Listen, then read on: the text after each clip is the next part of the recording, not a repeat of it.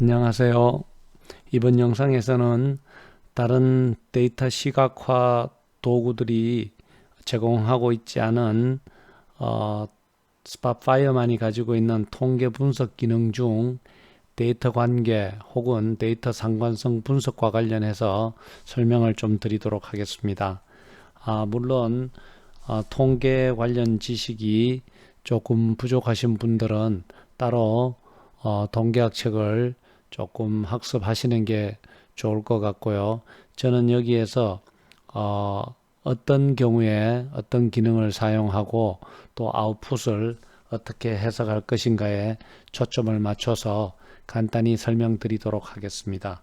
먼저 저희들이 필수적으로 알아야 되는 몇 가지 개념에 대해서만 간단히 리뷰하도록 하겠습니다. 가설은 두 가지가 있습니다. 하나는 우리가 귀무가설이라 부르는 null hypothesis가 있습니다. 항상 어떤 관계가 없다, 효과가 없다, 임팩트가 없다 이런 것을 나타내고 있고요. 주로 이퀄 사인이 붙는 쪽이 이런 귀무가설입니다. 또 하나는 대립가설로서 alternative hypothesis 또는 H1, HA라고 부릅니다. 인과관계가 있는 거고요. 따라서 이펙트가 있고 같지 않은 형태가 되는 거죠.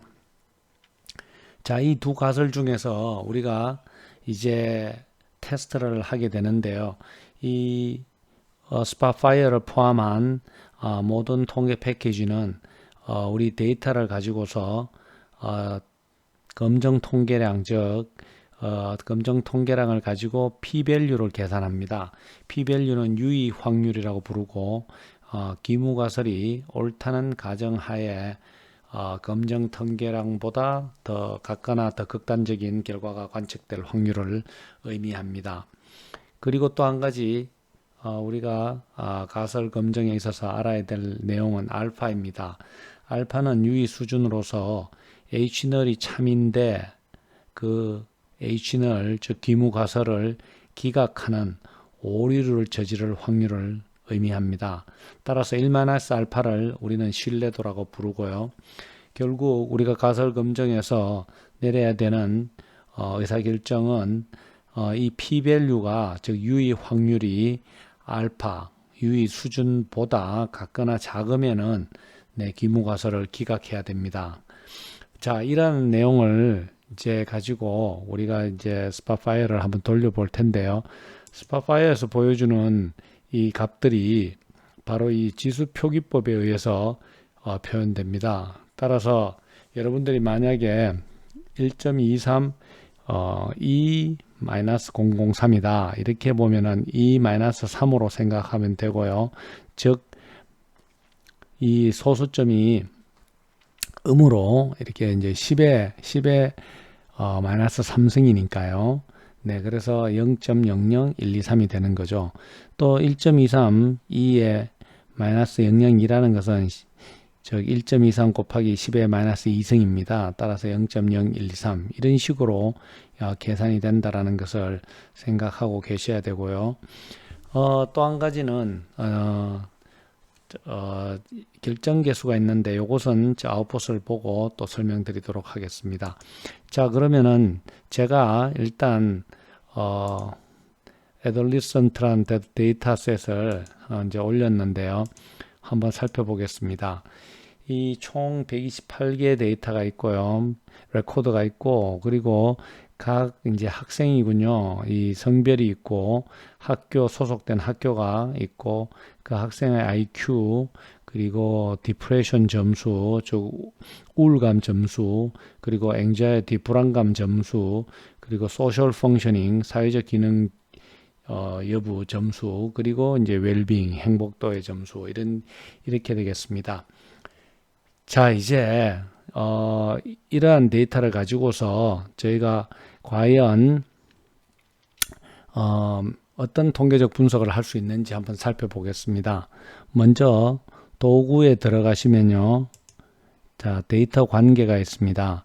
이 데이터 관계에 가시면은 데이터 상관성 분석 있습니다. 그리고 이름은 뭐 저희가 할 수 있는데, 만약에 테이블이 여러 개 있으면 이 위에서 어떤 테이블을 선택할 건가 하는 부분이 나타날 거고요. 자, 그래서 제일 먼저 선형 회기가 있네요. 자, 이 선형 회기 숫자 대 숫자 이렇게 되어 있습니다. 이 말은 여기서 말하는 선형 회기는 단순 선형 회기를 의미합니다. 즉 simple linear regression인데요. 단순 선형 회기라 하면은 독립변수가 하나만 있는 경우를 의미합니다. 결국 제가 만약에 자, 종속 변수가 웰빙이고 그리고 IQ부터 소셜 펑셔닝까지 자, 이러한 독립 변수들이 이 웰빙에 어떤 영향을 미치는지를 알고 싶다. 자, 이렇게 할 경우에는 제가 이렇게 선형 회기를 선택하는데요. 이런 선형 회기는 회기식이니까 인과관계를 저희들이 이제 테스트를 하고 싶은 거죠. 자, 그렇지만은 비록 제가 이렇게 IQ부터 소셜 펑셔닝까지 독립 변수를 4개를 썼지만 이 4개가 다 동시에 이 웰빙을 테스트하는 바로 그런 다중 회기 분석이 아니고 저희 이 선형 회기 명령어에서는 단순 선형 회기이기 때문에 IQ가 웰빙 그리고 우울감이 웰빙에 각각 이렇게 되는 즉 4개의 서로 다른 독립된 방정식이 나온다, 함수가 나온다 이렇게 생각하시면 되겠습니다. 제가 이걸 확인을 한번 눌러 보도록 하겠습니다. 자, 이랬더니 이제 아웃풋이 이렇게 나왔습니다. 이 말은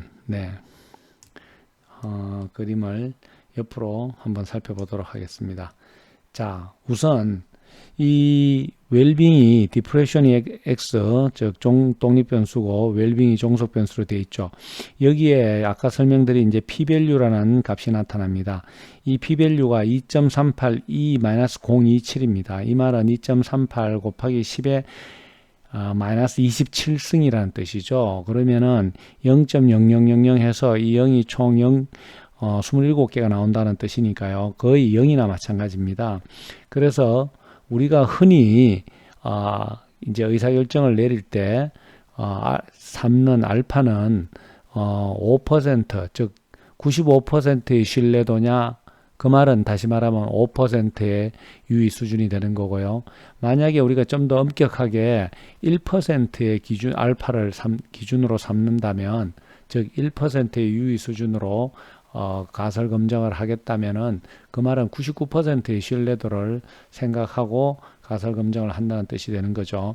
근데 대부분 법령적으로 우선 5%의 알파, 즉 0.05를 기준으로 검증을 하게 되겠죠. 그래서 지금 이 첫 번째 p-value는 즉 디프레션과 관련된 것은 0이나 마찬가지 값입니다. 그래서 이 p-value는 즉 0.05보다 당연히 완벽하게 작다는 것을 알 수 있습니다. 그래서 p-value가 0.05 알파 5% 수준, 95%의 신뢰도 다 같은 말인데요. 이 p-value 0에 가까운 값이니까 0은 0.05보다 확실히 작고, 따라서 H-null을 기각한다는 뜻이 되겠습니다. 우리 이 H-null은 디프레션이 웰빙에 어떤 인과관계를 보여주지 못한다, 즉 이 디프레션이 웰빙을 설명하지 못한다 이런 뜻이고요. 그걸 기각하니까 결국 이 디프레션이 웰빙을 설명할 수 있는 변수다라는 거죠. 두 개는 관계가 당연히 있고요. 인과관계가 있다 이런 뜻이 되겠습니다. 이 p-value는 f-statistic을 통해서 나오는 값이니까 저희들이 특별히 뭐 생각할 필요는 없고요. 현재 117개, 즉 결정값들을 빼고 117개를 가지고서 했다는 뜻이고요. 여기 이제 상관계수 R이 마이너스 0.80, 즉 이 네거티브하게 어떤 상당히 높은 관계죠. 1이 펄픽한 관계니까, 따라서 디프레션이 높을수록 웰빙은 떨어진다 이렇게 이제 우리가 생각할 수가 있습니다. 그런데 여기 R 스퀘어가 있습니다. RSQ는 R 스퀘어고요. R의 제곱, R 스퀘어가 0.64라고 나오는데요. 바로 이것이 제가 아까 설명드렸던 결정계수 R 스퀘어입니다. 이 결정계수는 우리가 Y를 프레딕트 하기 위해서 Y바를 쓰는 것보다 Y hat, 즉 예측된 회귀 함수를 씀으로써 Y 값이 그 그 예측값에 대해 벗어난 정도가 60% 정도 줄어든다. y가 만약에 0.6이라면은 60% 정도 줄어든다. 이런 것을 의미한다. 이렇게 보시면 되겠습니다. 좀 더 간단하게 말씀드리면 R스퀘어가 0.6이다. 이 말은 Y 베리어빌리티를 60% 정도 설명할 수 있다. 이렇게 생각하시면 되고요. R스퀘어가 0이면은 No Linear Relationship, 즉 독립변수 X가 Y를 전혀 설명 못한다는 뜻이고요. R스퀘어가 1이면은 완벽하게 Y를 다 설명한다. 즉 선 위에 모든 점이 올라가 있다. 이렇게 이해를 하시면 되겠습니다. 따라서 지금 R스퀘어가 0.64이기 때문에 R스퀘어 0.64면 약 64%의 베리어빌리티를 우리가 설명할 수 있다. 이 회의함수가 그렇게 생각하실 수 있고요.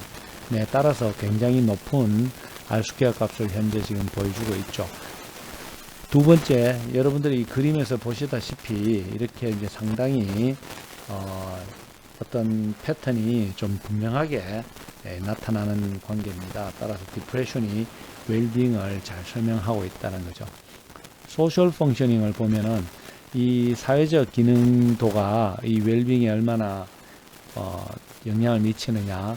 우리 사람들이 다 사회적 동물이니까요. 아무래도 사회성이 높으면은 또 행복 지수가 높아지겠죠. 따라서 지금도 여기 보면은 저희가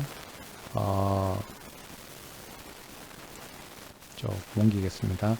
R 값이 0.33입니다. 결국 플러스 관계로 상관관계가 있다는 뜻이고요. 지금 이제 상관관계가 있다고 제가 말씀드렸지만 사실은 이 p-밸류를 먼저 봐야 되는 거죠. 이 2.64의 이 -004는 2.46 곱하기 10의 -4승입니다. 즉 0.000246입니다. 0.0002니까 결국 이것도 0.05 우리가 알파를 5%로 잡았을 때 0.05보다 상당히 훨씬 낮은 값입니다. 따라서 H0를 기각하고 즉 두 변수 간에 즉 X 변수가 Y를 설명하지 못한다는 그 H0를 기각하고 우리는 H1 즉 대립가설을 채택하게 되겠죠. 따라서 이 소셜 펑셔닝도 웰빙을 상당히 설명할 수 있는 변수다. 저희들이 그림을 이제 바로 보면은 어느 정도 이 회기식이 이렇게 이제 선이 나타났거든요. 전체 데이터 패턴을 보면은 약간 어느 정도 설명을 할 수 있다. 그러나 위에 디프레션에 비하면은 훨씬 강도가 좀 약하죠. 이 그림이 흩어진 정도가 조금 더 퍼져 있습니다. 다음에 이제 불안감이 웰빙을 또 설명하느냐. 10의 1.5 곱하기 10의 -2승이죠. 그래서 0.0155입니다. 0.0155라는 뜻은 결국 저희가 5% 즉 0.05보다는 작으니까 만약에 95%의 신뢰도를 가지고 설명할 때 즉 알파가 0.05일 때는 이것은 우리가 관계가 없다는 즉 앵자이티가 설명을 못한다는 그런 귀무가설을 기각하게 되기 때문에 이 앵자이티도 여전히 웰빙에 설명력이 있는 변수다 이렇게 볼 수 있지만 만약에 1% 알파가 1% 수준 즉 99%의 신뢰도로 이야기하면은 우리가 0.015기 때문에 오히려 이 p-밸류가 알파보다 크게 됩니다. 따라서 그 경우에는 저희가 이렇게 귀무가설을 기각하지 못한다 이런 뜻입니다. 즉 상대적으로 지금 이 데이터 값이 흩어져 있는 경우가 조금 더 넓어져 있다라는 것을 여러분들이 좀 이 소셜 펑셔닝과 비교해 보더라도 요게 조금 더 우상향으로 이 앵자이티보다도 조금 더 있다는 것을 알 수 있겠습니다.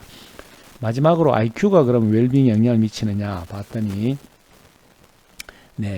6.89의 곱하기 10의 -1승입니다. 즉 0.68입니다. 0.689이기 때문에 이것은 0.05보다 훨씬 더 큰 값이 나왔고요. 따라서 귀무가설을 기각하는 것이 실패하게 되죠. 따라서 귀무가설 즉 IQ가 이 Y의 어떤 설명력이 없다라는 그 가설을 기각을 하지 못하였기 때문에 결국 이 IQ라는 변수는 웰빙을 설명할 수 없는 변수다. 이렇게 이제 여러분들 파악할 수 있겠습니다. 따라서 이 지금 R 스퀘어 값을 보더라도 IQ는 0.0이니까 no linear relationship이다 하는 것을 바로 알 수 있고요. 지금 이것은 불안감은 0.05니까 상당히 낮습니다. 이 회계함수를 가지고서는 약 그 Y variability를 5% 정도 설명할 수 있다는 거니까요. 네, 상당히 낮고, 그 다음에 요게 이제 두 번째, 소셜 펑션이 21% 정도 설명할 수 있다. 이렇게 지금 이야기가 되고 있습니다. 자, 이렇게 선형 회귀를 이용해서 저희들이, 이 하나의 어떤 변수들이, 즉, X 독립 변수로서 이 Y 값을 어떻게 설명할 수 있느냐 하는 것을 지금 살펴보았습니다. 네, 벌써 한 15분 정도 지났기 때문에 다음 영상에서 계속해서 또 다른 데이터 상관성 분석 툴들을 설명드리도록 하겠습니다. 감사합니다.